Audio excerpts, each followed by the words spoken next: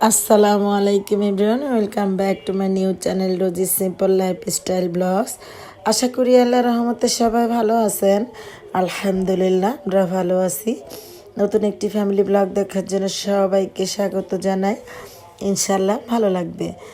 আজকে বিকেল থেকে ব্লগটা শুরু করে দিলাম। তো বিকেলবেলা এলাম, সে শুধু বোরখাটাই খুললাম, তো খুলে চলে এলাম আমার মুরগির কাছে।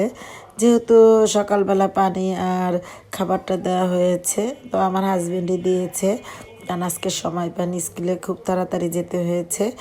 তাই তো আমার হাজবেন্ডকে বলে গিয়েছিলাম একটু এই মুরগিদেরকে খাবার আর পানি দিতে। তো ও পানি আর খাবার দিয়েছে, তো ভাবলাম আগে ওদেরকে একটু দেখে আসি, ওদেরকেও নিজের বাচ্চার মতো মনে হয় আর কি। তো পানি দিয়ে চলে, আর এখন যে ভিডিও আপনাদের সাথে শেয়ার করছি সেটা আজ থেকে 2-3 দিন আগের ভিডিও। তো আমার খুব শখের মাটির পাতিলে রান্না করছি দেশি মুরগির মাংস। তো একবারে হাতে মাখানো আর কি। তো এখানে সব রকম মশলা দিয়ে দিয়েছি, আদা রসুন বাটা, তারপরে হলুদের গুঁড়া, মরিচের গুঁড়া, জিরা ধনার গুঁড়া, দারচিনি, তেজপাতা, এলাচ, লং, মানে সব কিছু দিয়ে দিয়েছি। আর সাথে দিয়েছিলাম মাংসের মশলা, টমেটো দিয়ে। এই যে দেখুন, হাতে আর মাখিয়ে নিলাম না, তো খুন্তি দিয়েই আর কি একটু মাখিয়ে তাই যে কষাতে দিয়েছি। তো শখের মাটির যে পাতিলটা, ওটাতে রান্না করছি। তো আপনাদের সাথে শেয়ার করেছিলাম যে তারুণ্যের যে মেলাটা হচ্ছে চাঁদপুরে, ওই মেলাতে গিয়েছিলাম। আর ওই মেলা থেকে কিন্তু এই মাংসের পাতিলটা, যেটাতে মাংস রান্না করছি, এই মাটির পাতিলটা কিনে এনেছিলাম। তো একেবারে আমি মনে করি চিপ রেন্টে রেখেছিল, মাত্র 150 টাকা রেখেছে এই পাতিলের দাম। যাই হোক, এই প্রথম কিনেছি, তাই আপনাদের সাথে শেয়ার না করে পারলাম না। আর রান্না মাংসটা কিন্তু খেতে খুব মজা হয়েছিল, আমার হাজব্যান্ড বলেছে, তাই আপনাদের সাথে একটু শেয়ার করলাম। তো আজকে 2-3 দিন ধরে ভিডিও ছাড়তে পারি না। তো ভিডিও ছাড়তে পারি না, কিন্তু ইচ্ছে হয়, সময় সুযোগ হয় না, ভয়েস দিতে সময় পাই না, অনেক ব্যস্ততা।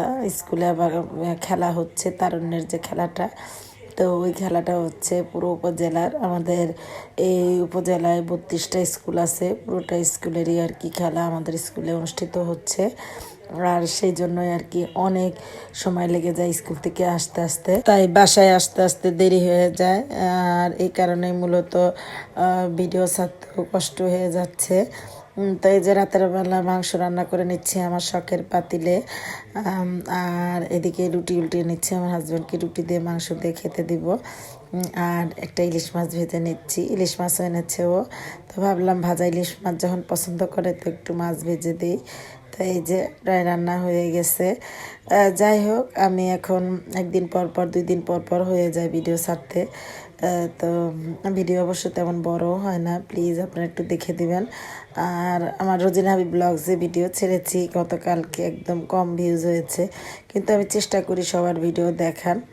আর যদিও না দেখতে পারি, তবে পরে কিন্তু আমি একদম একজনের ভিডিও দেখাতে 4-5টা একসাথে দেখে দেই। আর আমি কিন্তু ভিডিও দেখলে পুরো ভিডিওই ওয়াচ করি, একটু ফোটা কেটে সেটে দেখি না, এইটুকু বিশ্বাস রাখতে পারেন। যাই হোক, ভিডিও আজকে শেষ পর্যায়ে এসে পৌঁছেছি, আর বাড়াবো না ভিডিওটা। তো এখানে আমি এই যে মাংস রান্না করেছি, রাতের খাবার দিয়ে দিব আমার হাজব্যান্ডকে। তো তরকারিটা দেখতে যেমন সুন্দর হয়েছে, খেতেও কিন্তু বেশ মজা হয়েছে। তো খেতে খেতে বিদায় নিয়ে নিব। তো ভিডিওর কোনো জায়গায় যদি একটু ভালো লাগে, একটা লাইক দিতে পারেন, আর লাইক দিয়ে পাশে থাকতে পারেন।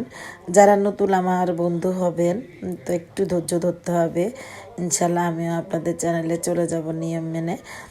আর আমার চ্যানেলে পাশে থাকবেন, আর আমার ভিডিওগুলো দেখে দিবেন প্লিজ, পুরো ওয়াচ করবেন। আর যদি বন্ধু হতে চান, তবে আমার চ্যানেলটাকে সাবস্ক্রাইব করে পাশে থাকতে পারেন।